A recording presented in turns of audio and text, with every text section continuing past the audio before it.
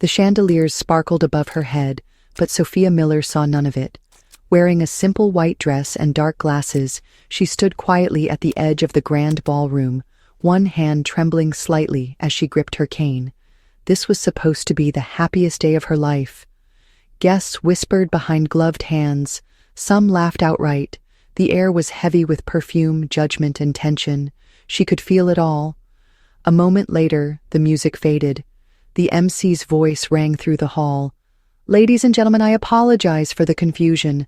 Please welcome the real bride of Mr. Brandon White." Sophia's breath caught. Confusion swept over her. The real bride? Gasps spread like wildfire across the room as a tall woman appeared at the top of the staircase. Chloe Carter, her best friend. Wearing a custom-designed wedding gown, Chloe walked gracefully down the stairs, holding on to Brandon's arm. Sophia's fiancé. Sophia's body turned cold. Brandon didn't even look at her. Chloe stopped in front of the crowd, smiled sweetly, then leaned in to kiss Brandon's cheek. He kissed her back. Sophia took a step forward, her voice barely above a whisper. "Brandon, what is this? What is going on?" Brandon turned to her slowly, eyes filled with something between pity and annoyance. "Sophia, you were never meant to be my wife. You should not have come here." The crowd began to murmur. Some people took out their phones. Madam White, Brandon's mother, stood and walked toward Sophia with narrowed eyes and a tight smile. "You really thought my son would marry a blind beggar like you?" Sophia's cheeks burned. Her cane slipped slightly as she tried to steady herself. "I saved his life. I stood by him when he had nothing." Madam White laughed. "And for that, we gave you some comfort and a bit of company, but a woman like you, blind and weak, should know her place. This is high society, not a charity event." Tears welled in Sophia's eyes, but she held her chin high. "So you used me. All of you." Brandon's expression hardened. "You were a chapter. One I've closed. Chloe is my future now." Chloe's voice chimed in with mock sweetness. "You should leave, Sophia. Don't ruin our special day." Two security guards began moving toward her. One reached for her arm. "Please don't touch me," she whispered, backing away. But they grabbed her firmly. She stumbled. Her glasses fell to the floor with a clatter. Someone laughed. Cameras flashed. Her white dress tore slightly at the hem. Sophia felt her heart shatter in front of the crowd. But in that moment of complete humiliation, something inside her did not break. It awakened. As they dragged her toward the exit, she clenched her fists. She would not forget this. Not one face, not one word, not one lie. 3 years ago, Sophia Miller was just another 21-year-old college student studying architecture at NYU. She lived in a modest apartment in Brooklyn with her younger brother. Life was simple, but full of dreams. She believed in hard work, kindness, and above all else, love. Brandon White was the boy she met in her sophomore year. He was ambitious, charming, and had the kind of smile that made promises without saying a word. He was studying finance, but spent more time pitching startup ideas than attending lectures. When his car caught fire on the Williamsburg Bridge one rainy afternoon, Sophia was the one who ran into the smoke to pull him out. That moment changed everything. The fire damaged both her eyes. Doctors said her vision might never return. Brandon stayed by her side during those first few painful months, or at least, he appeared to. Sophia never blamed him for the accident. Instead, she used her savings to help him recover. She dropped out of school to focus on her recovery and support his budding tech startup. She cooked his meals, helped him plan investor pitches, and even typed his business plans when he was too exhausted to think. People called her foolish. She called it love. The moment she lost her vision, everything else became sharper. She could hear every hesitation in his voice. She noticed how he stopped holding her hand as often. She felt how cold the bed became at night, but she ignored it. She believed that Brandon was simply stressed. He was building something. He just needed time. Then came Chloe. Chloe Carter had been her best friend since high school. They studied together, went to the same parties, and even dreamed about double weddings. Chloe was the one who picked Sophia up from the hospital. She decorated Sophia's apartment to make it more accessible. She whispered encouragement when Sophia cried late at night. She even promised to help organize the wedding when Brandon finally proposed. But something always felt off. There were long silences when Sophia entered the room, whispers between Brandon and Chloe that ended too quickly. She once overheard Chloe say the word replace, but convinced herself it was about flower arrangements. She did not want to believe the truth.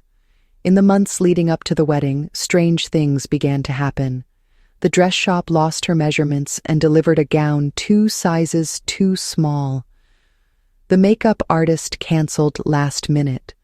Sophia's wedding invitation was never posted online like the others, but every time she raised a concern, Chloe smiled and said, "Don't worry, I'll fix it. You just focus on walking straight."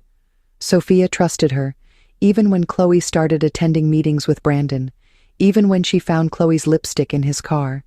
She told herself that Chloe was just helping, that Brandon would never betray her, that no one would be that cruel. She told herself these lies because the alternative was too painful. Her parents had passed away years earlier in a plane crash. She had no family in New York except for her younger brother, who was working 2 jobs to help pay bills. Her only friends were Brandon and Chloe. Losing either of them meant losing everything, but what Sophia didn't know was that people like Brandon and Chloe thrived on weakness. They were waiting for the right moment to push her aside, and that moment came on her wedding day. When she stepped into the car that morning, she noticed the silence. The driver didn't greet her. No music played. No one called to check in. It felt cold. Even Chloe hadn't come to help her dress. A stranger had arrived to do her makeup. The foundation was too pale, the lipstick too dark. But she smiled anyway. She told herself that maybe this was all part of the plan. Maybe Chloe was preparing a surprise. Maybe Brandon was just being shy. Maybe everything would be okay. As they arrived at the Grand Lexington Hotel in Manhattan, Sophia inhaled deeply.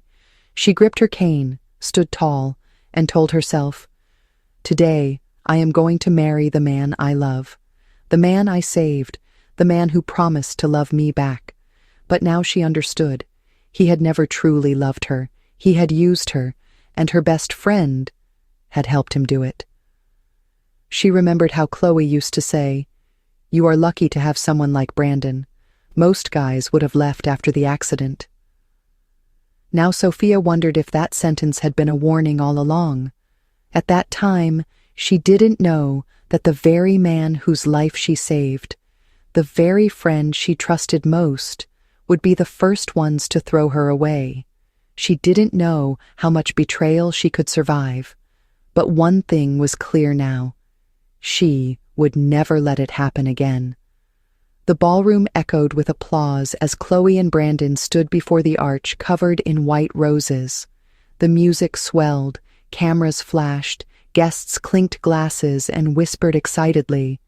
And behind the double doors, Sophia stood frozen. She was still holding the edge of the wall where the security guards had left her. Her dark glasses were gone. Her hands trembled. Her lower lip bled slightly where she had bitten it to stop from crying. But she refused to fall. Not here. Not yet. The wedding coordinator returned with 2 assistants, whispering nervously. One of them held a pale coat. "You need to leave quietly, miss. This is not your wedding. We don't want to cause more disturbance." Sophia did not respond. Her face remained calm, but her voice was low and clear. "I am the bride. This was my wedding." No one answered. They simply draped the coat over her shoulders, trying to cover the torn hem of her dress, and gently pushed her toward the side exit. The hallway was quieter there, but every step echoed in her memory like a drumbeat. Each footstep took her further from everything she had built for the past 3 years. From the center of the ballroom, Chloe's laughter rang out like a bell. "This is the happiest day of my life," she said cheerfully. "I'm just so lucky to marry someone who truly loves me." Brandon's voice followed, smooth and confident, "And I'm lucky to have found someone who truly fits in my world." There was a pause, then a scattered round of polite laughter. Madam White raised her glass. To Chloe, a real woman, elegant, strong, and not a burden to her husband. The insult was clear. Sophia kept walking, but her steps were slowing. A group of teenage guests stood near the hallway, scrolling on their phones. One of them whispered to the others, "Is that her? The blind girl who tried to crash the wedding?" Another added with a laugh, "I saw the video. She looked like a ghost, like someone dragged out of a hospital and dumped into a wedding dress." Sophia turned her head slightly toward them. She didn't speak. She didn't cry. She simply kept walking. But something was changing in her with each step. Outside the ballroom, near the elevator, a woman approached. She was one of the stylists Sophia had hired for the big day. "I'm so sorry, Sophia. I didn't know what they were planning. Chloe canceled everything and said you would be wearing something different." Sophia nodded once. "It's fine. You don't have to explain." The stylist hesitated. "Your bouquet, I kept it. I thought maybe somehow you'd still walk that aisle." Sophia took the bouquet with steady hands. The white orchids were still fresh. She lifted them to her nose and inhaled deeply. "I will walk it," she said softly, "just not with him." The stylist looked at her in confusion, but Sophia had already turned away. Back inside the ballroom, the ceremony had begun. Chloe was glowing with satisfaction. Brandon was smiling too, but only on the surface. There was a flicker of unease in his eyes. He kept glancing toward the entrance. Was she gone? Did she cry? Would she cause a scene? The priest began the vows. Before he could finish the first line, a low murmur began near the back. Heads turned, the double doors creaked open again, the music stopped, and every guest fell silent. Sophia stood there, still in her wedding dress, torn hem, soft curls falling over her shoulders. The coat had slipped slightly, revealing a glimpse of the silk underneath. She was holding the bouquet, and though her eyes were covered in faint shadow, she was looking straight ahead. Someone gasped. Another guest whispered, "Why is she back?" Sophia stepped forward slowly. Brandon took one step toward her. "Sophia, this isn't the time. Please." She raised her hand. "Don't speak. Not yet." She turned to the priest. "I believe there's been a mistake. This wedding was supposed to include me."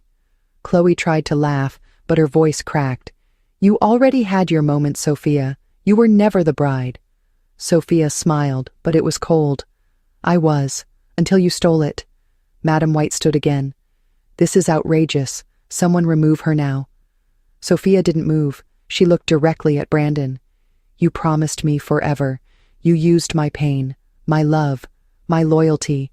You let me build your dream, while you planned mine behind my back." Brandon's jaw tightened. "It's complicated." "No, it's cruel." Sophia turned to the guests. "You all judged me because I couldn't see. But I saw more than you think. I saw everything." Madam White pointed at her furiously. "You are nothing. You were pitied. That's all. You don't belong here." Sophia looked at her one last time. "You're right. I don't belong here. Not in this lie. Not in this shame." She turned around slowly, holding her bouquet tight. And this time, she walked out, not because she was pushed, but because she chose to. And outside those doors, destiny was waiting. The cold air hit her cheeks as she stepped out of the ballroom and into the hotel's marble hallway. Her heels clicked softly across the floor, the only sound around her. The silence was louder than the music inside. She walked until she reached the edge of the reception lobby, where a decorative fountain gently bubbled behind her. She stood still. For the first time in hours, there were no flashing cameras, no sneering guests, no whispers, just silence. Then a familiar voice spoke behind her. "Are you all right?" She didn't turn immediately. The voice was deep, calm, and unfamiliar enough to make her hesitate, but something in it sounded like safety. "I've been better," she replied softly. The man stepped closer. She could hear the firmness of his steps, not rushed, not hesitant, controlled. "I'm Lucas Blackwood." Her eyes widened slightly, though her back remained turned. "Blackwood? As in Blackwood Corp?" "The very same." She turned around slowly. Her bouquet still rested in her arms. Her hair was slightly windswept, but her posture was tall. "Why are you here?" she asked. Lucas gave a faint smile. "I was invited by Brandon. He was seeking investors. Thought a wedding would be a great way to impress potential partners. It seems he forgot to mention the part where he discarded his fiancée in front of 100 guests." Sophia lowered her gaze. "He discarded more than that." Lucas studied her for a moment. "You're Sophia Miller. 3 years ago, you pulled someone out of a burning car on 6th Avenue. You didn't wait for help. You just acted." Sophia looked up again, this time with surprise. "That was you?" He nodded. "You saved my life. I never forgot your name. I asked around. No one knew what happened to you afterward. Until I saw you today." Sophia's fingers tightened around the stems of her bouquet. "I lost my sight in that fire. I lost my future, and apparently I lost my fiancé too." Lucas stepped closer. His voice dropped, low and steady. "You lost people who didn't deserve you. But I think you still have more power than you realize." Sophia let out a faint laugh, bitter and quiet. "Power? I couldn't even keep my wedding. Then take it back." She looked at him, not sure if he was joking. "Take it back? How?" "Walk back inside, with me." She stared. "They've already humiliated me. I'm nothing but gossip now." Lucas shook his head. "No, right now you're a woman who stood up in front of betrayal. You're stronger than any of them. If you go in with me, they'll see a different Sophia. And what would that be? The one who never needed any of them." Sophia hesitated. Her mind flashed back to Chloe's smirk, Brandon's cold stare, the sound of Madam White's insult ringing in her ears. "What are you offering, Lucas?" He didn't blink. "A chance to be seen for who you truly are, and a hand to walk you back down that aisle. This time, on your terms." She looked down at her dress. The hem was torn. Her curls were no longer perfectly styled. Her lips had faded color, but something else had returned. Her voice. "You're not doing this out of pity?" Lucas's eyes softened. "No, I'm doing it out of respect." Sophia held his gaze. "Then let's go." Lucas extended his arm, and without looking back, Sophia slipped her hand into his. Together, they turned toward the ballroom doors. Inside, the music had resumed. Brandon and Chloe were toasting champagne, pretending the disruption never happened. Madam White was already chatting with a guest about future real estate plans, but all of them turned when the doors opened once more. Sophia stepped inside, arm in arm with Lucas Blackwood. The whispers stopped. A different silence fell. Sophia didn't need a spotlight. She was the spotlight. She walked forward, unhurried and unbending. Her eyes were still calm, but there was fire behind them now. She wasn't here to beg. She was here to take her story back. Sophia walked slowly beside Lucas as the crowd parted like the Red Sea. Every heel click echoed like a drumbeat in the vast ballroom. The chandelier seemed to dim in comparison to the silent storm building in her presence. Chloe's mouth fell open. Her hand instinctively tightened around Brandon's, but his grip had gone slack. His eyes were fixed on Sophia, not with love or remorse, but fear. Madam White stood up, her voice sharp. "What is the meaning of this? Why is she back?" Lucas didn't flinch. "I invited her in." The room gasped. A few people exchanged stunned glances. Lucas Blackwood, one of the youngest billionaires in New York, had just taken the arm of the discarded bride. He wasn't a guest anymore. He was a declaration. Sophia looked directly at Chloe. "You never expected me to return, did you?" Chloe forced a smile. "Sophia, I'm sure you're confused. Maybe we should talk in private." "No, we talk here, in front of everyone." Sophia turned to Brandon. 3 years ago, I pulled you from a burning car. I was blinded. I gave up school, gave you everything I had. I believed in your dream more than you did. And how did you repay me?" Brandon tried to speak, but she cut him off. "You built your company with my help. You used my story to get sympathy funding. You promised me love, but gave it to someone who called me a burden behind my back." Sophia reached up and slowly removed her coat. Underneath, she wore a stunning gown of ivory, silk, and silver embroidery. It shimmered under the lights. The torn hem from earlier was gone. She had changed in the hallway, quietly, completely, but that wasn't all. She reached up and took off her glasses. Gasps filled the room again.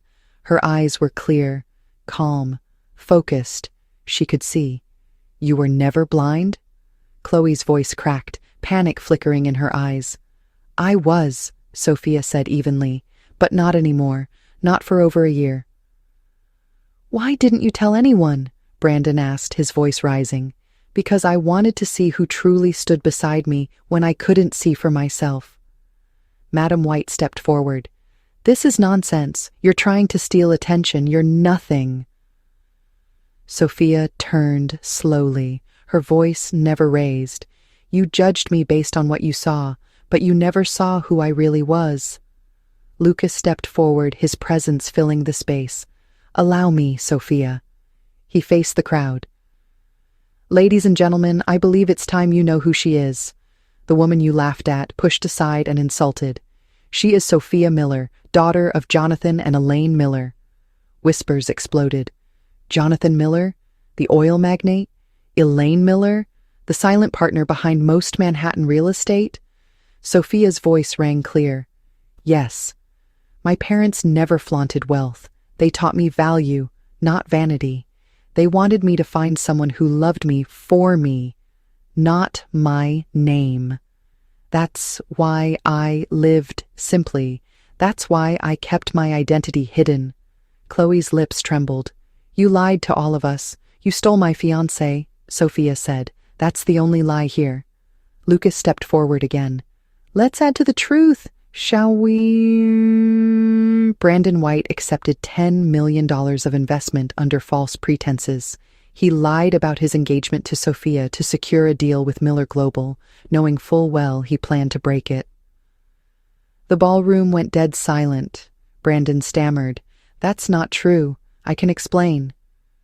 "Please do," Lucas said with icy calm. "My legal team would love to hear it."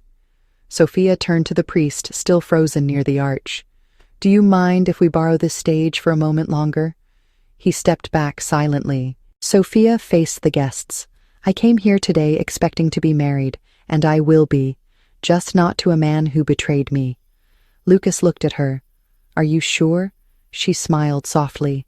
"I've never been more sure." He stepped forward, slowly. "Then let me ask properly." Lucas got down on one knee, right there in front of everyone. He reached into his pocket and pulled out a small velvet box. Inside was a sapphire ring, glowing like starlight. "Sophia Miller, you saved my life once without knowing who I was. Today, I offer you mine, knowing exactly who you are. Will you marry me?" The crowd held its breath. Tears shimmered in Sophia's eyes, but they didn't fall. "Yes."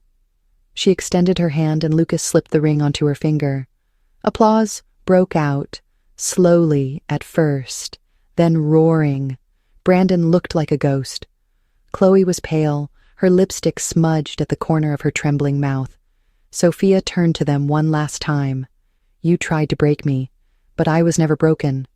You tried to bury me, but I grew roots. And now I choose who stands beside me." Lucas offered his arm again. She took it. Together they walked down the aisle. Not as strangers, not as victims, but as equals, as a new beginning. As Sophia and Lucas made their way down the aisle, the applause died into uneasy murmurs. Faces that once sneered were now filled with doubt, even fear. The energy in the room had shifted. Completely. Sophia stopped at the foot of the platform. She turned, facing the crowd once more, her voice calm but firm. "Before I leave this place, there's one more thing I need to do." Brandon flinched. Chloe clutched his arm, her nails digging into his sleeve. Sophia reached into the bouquet she still held, pulled out a slim silver remote, and pressed a button. The massive screen behind the altar flickered to life. At first it showed nothing but darkness. Then, grainy footage began to play. It was the interior of Brandon's office. He was there, sitting on the couch. Chloe was beside him, laughing. "This will be the easiest takeover of my life," Brandon said. "She's blind. She doesn't even know where the documents are. I just need a few more weeks." Chloe leaned in. "So when are you dropping her?" Brandon smirked. "Wedding day. She'll walk in blind and walk out broken." The video froze. The guests gasped. A woman in the front row covered her mouth. An older man muttered, "What a monster!" Sophia turned slowly toward Brandon. Her eyes didn't blink. "You didn't just lie. You plotted. You used my trust like currency." Brandon stepped forward, his voice desperate. "That video is taken out of context. I was under pressure. I didn't mean any of it." Lucas spoke for the first time since the proposal, his voice colder than the marble beneath their feet. "You signed a deal with my team. Your investment contract includes a morals clause. That footage voids it." Brandon paled. No, Lucas, please. My company." Lucas didn't look at him. "You will receive a formal notice tomorrow morning. All funding is withdrawn. Your company will be blacklisted across our entire investor network." Brandon looked like he might collapse. Madam White stood up again, her voice shrill. "You can't do this. You have no idea who you're dealing with." Sophia turned to her. "And you have no idea who I am. You called me trash, a blind beggar. You mocked me because I couldn't see. But today, I saw everything." A new voice rang out from the ballroom doors. "So did we." Heads turned. A tall, elegant man stepped into the room. His salt and pepper hair gleamed beneath the lights. On his arm was a woman in a navy blue gown, her face calm, her posture regal. Sophia smiled. "Dad, Mom." Jonathan and Elaine Miller walked toward the stage. The crowd parted again, this time with reverence. Jonathan's voice boomed through the hall. "My daughter gave everything to that boy, her time, her strength, her love. And what did he give her? Shame, betrayal, humiliation." Elaine stepped forward, her voice softer, but no less powerful. "We raised our daughter to stand with dignity, and when people try to drag her down, we make sure they never do it again." A buzz traveled through the room. Whispers of, "That's the Millers, and they're here in person," circled quickly. Chloe's voice cracked. We didn't know who she was." Sophia met her gaze, not a shred of pity in her expression. "You didn't need to know who I was. You just needed to be decent, and you failed." Chloe trembled. "I was your friend. You were my shadow, waiting for the moment I fell, so you could take my place." Chloe fell silent. Lucas looked to the priest. "Is there a room nearby?" The priest nodded quickly. "There's a lounge behind the stage." "Perfect. Then please excuse us for a moment. We'd like to prepare for the real wedding." Gasps again. Excited whispers now. "A second wedding? A real one?" Sophia turned to the guests. "You're welcome to stay, but understand this. You are now guests of the bride, not the other way around." With that, she walked off the stage, Lucas by her side. Jonathan turned toward Brandon. As for you, his voice dropped, quiet and deadly, you will hear from our attorneys by morning. You should also prepare a public apology. It won't save you, but it might save face. Brandon didn't answer. His mouth opened, then closed again. Powerless. Chloe reached out toward Jonathan. Please. I made mistakes, but I didn't hurt her like he did. Elaine stared at her. You hurt her differently. You made her feel alone. That's worse. Security guards appeared at the edge of the room. Jonathan nodded toward them. Escort Mr. White and Miss Carter out. They're no longer welcome here. Brandon tried to protest. Chloe began crying, but no one listened. As they were led away, Sophia's bouquet sat silently on the altar, still blooming, still whole, a symbol that the day wasn't lost. It was just beginning. Inside the lounge, Lucas adjusted his tie while Sophia stood in front of the mirror. Her reflection stared back, a woman she barely recognized. Not broken, not blind, ready. Lucas stepped behind her. Are you sure? She nodded slowly. I'm not walking away from this life anymore. I'm walking into it. Together. Together. Then let's begin. They returned to the ballroom where the guests now stood. This time no one whispered, no one mocked. They watched. The music changed. The light softened. Sophia took her father's arm and walked again, not as the abandoned bride, but as a woman reborn. The music filled the ballroom again, but this time it was different. Softer, deeper. There was no pretense in the air, only awe. Sophia walked down the aisle slowly, her father guiding her, though she needed no help now. Her head was held high, her eyes forward, her steps steady.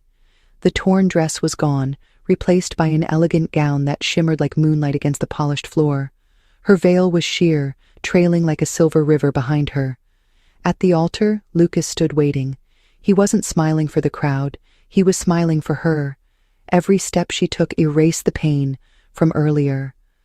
The whispers, the betrayal, the mockery. They all faded with each soft footfall. The woman walking now was no longer the one who had been dragged away. She was the one who had chosen to return. When she reached the altar, her father gently kissed her cheek, then stepped aside. Sophia and Lucas turned toward each other. No words passed between them, only eyes speaking what voices couldn't. The priest began. We are gathered here not to witness the beginning of something new, but the return of something true. Sophia's hand slid into Lucas's. His grip was firm and warm, steady in the way she hadn't known she needed. The priest continued, but Sophia barely heard. Her heart beat calmly now. She wasn't nervous. She wasn't afraid. She was exactly where she was meant to be. Lucas looked at her as the priest nodded. You may exchange your vows. Lucas took a breath. His voice was steady and clear. Sophia, you are the fire that walked through betrayal and rose untouched. You saw me for who I was when I didn't deserve it. You gave without asking. You believed when others doubted. I vow to honor your courage, to protect your peace, and to never let the world forget who you are. He paused. You were once blind, but you've always seen the truth more clearly than the rest of us. Sophia's eyes shimmered. And you, Lucas, you reached out when the world turned away. You didn't see me as broken. You saw me as becoming. I was walking in darkness and you lit the way. I vow to never forget your kindness, your strength, or the way you looked at me when no one else did. The priest smiled. May I have the rings? Jonathan stepped forward and handed the rings, placed neatly in a glass box, to the priest. They sparkled under the light. Lucas took hers first, slid it onto her finger gently. With this ring, I give you my name, my loyalty, and everything I have. Sophia took his, her hand steady.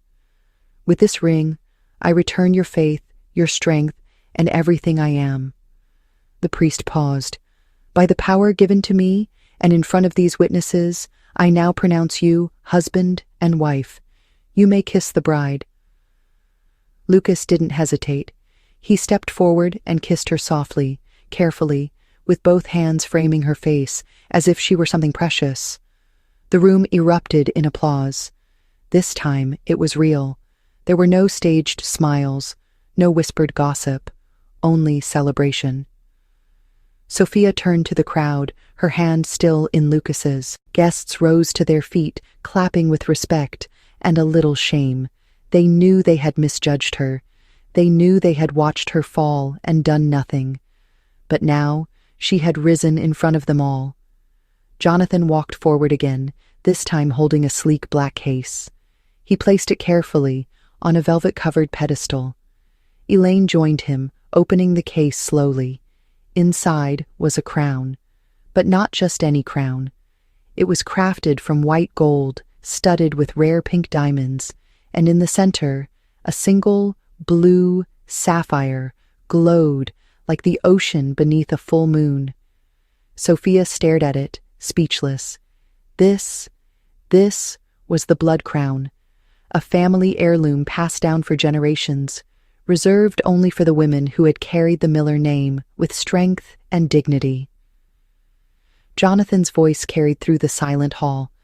This crown has waited for a woman who walks with purpose, who fights with grace, who turns pain into power. He looked at his daughter. Today, it belongs to you. Elaine lifted the crown and placed it gently on Sophia's head. The light caught on the jewels, casting a glow around her that made the entire ballroom feel like a cathedral. She didn't need it to be beautiful, but it made the truth impossible to ignore. She was royalty in her own right, not because of her wealth, not because of her family, but because she had earned it. With every step, every scar, every word she had not spoken. She looked to Lucas. He leaned in, whispering only for her. "You don't need saving, but I'll stand beside you, always," she whispered back. "That's all I ever wanted." And together, under the lights, the applause, and the weight of everything they had overcome, they smiled.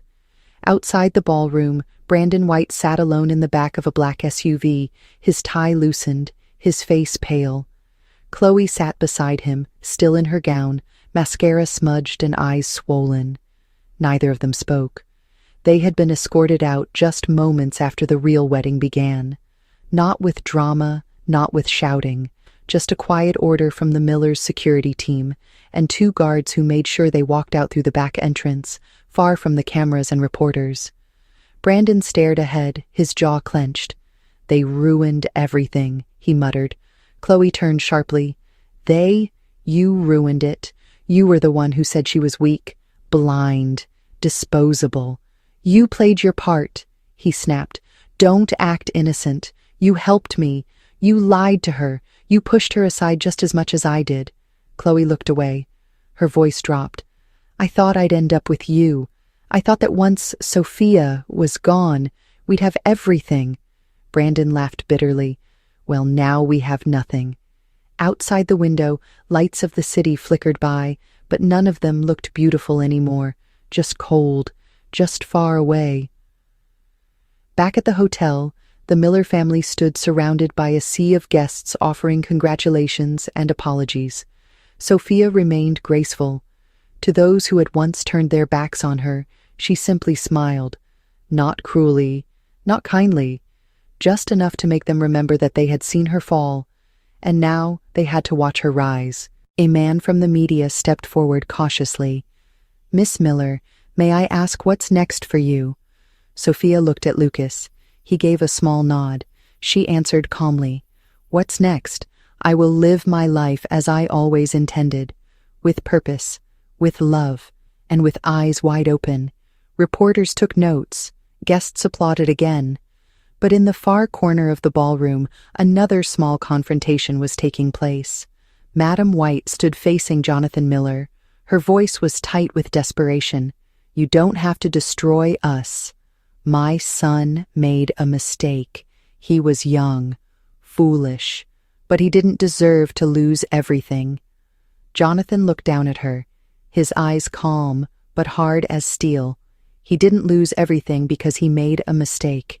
He lost everything because he never learned the value of anything. Madam White tried again. Please, I can offer something. We can— No, one word, final, unshakable. Elaine stood beside him. We didn't come here for revenge, but now that you've exposed yourselves, we won't protect you from the consequences. Lucas joined them, arms folded. Actions speak loudest, and Brandon's actions spoke clearly. So did yours. The older woman's mouth opened, then closed. She turned slowly and walked away, her heels echoing loudly in the ballroom as she left alone. At the other end of the room, Sophia stood near the balcony. The night wind moved through her hair. The city glittered beyond the glass. Lucas joined her quietly. She didn't speak right away, just leaned her head on his shoulder. Do you think they'll change? She finally asked. Brandon? Chloe? His mother? Lucas shook his head. Maybe, but that's not your burden anymore. Sophia exhaled slowly. I still remember the girl who cried alone in her room, wondering why the people she loved didn't love her back. Lucas wrapped his arm around her waist, and I remember the woman who stood up in front of the world and reclaimed herself. They stood there for a moment longer, surrounded by the quiet hum of laughter, music, and celebration behind them. Then a staff member approached with a discreet envelope. Mr. Blackwood. Miss Miller. This just arrived for you. Lucas took it, opened it, and read the single line inside. Transfer complete. Brandon White's accounts frozen. Assets seized pending investigation. Lucas handed it to Sophia. This isn't revenge. It's justice. Sophia didn't smile, but her eyes held something deeper. Closure. Across the city, Brandon sat in his apartment holding his phone. An alert flashed again. Bank account locked. Assets frozen. Chloe sat across from him crying softly. He stared at the screen, disbelief turning into rage. How? How did it all unravel so fast? Chloe shook her head. Because you thought she was blind, but she saw more than either of us ever did. Back in the ballroom, Sophia and Lucas rejoined the celebration. They danced, they laughed, and when the night drew to a close, the guests left with more than party favors. They left with a story, one they would tell for years. A girl once thought to be nothing, who stood up in front of everyone and reminded them all of what real strength looks like, not in wealth, not in power, but in dignity, and in the courage to rise, even after the world turns its back. The ballroom had quieted. The last guests were trickling out, still murmuring in disbelief at what they had witnessed. Sophia stood near the window again, her veil now removed, her hair loose around her shoulders. Lucas joined her, carrying 2 glasses of champagne. It's over, he said softly. Sophia took the glass and gave a faint smile. No, it's just beginning. They clinked glasses and drank. Below, the city lights of Manhattan stretched endlessly into the night. It was the same city she had walked blindly through for years. Now, it looked different.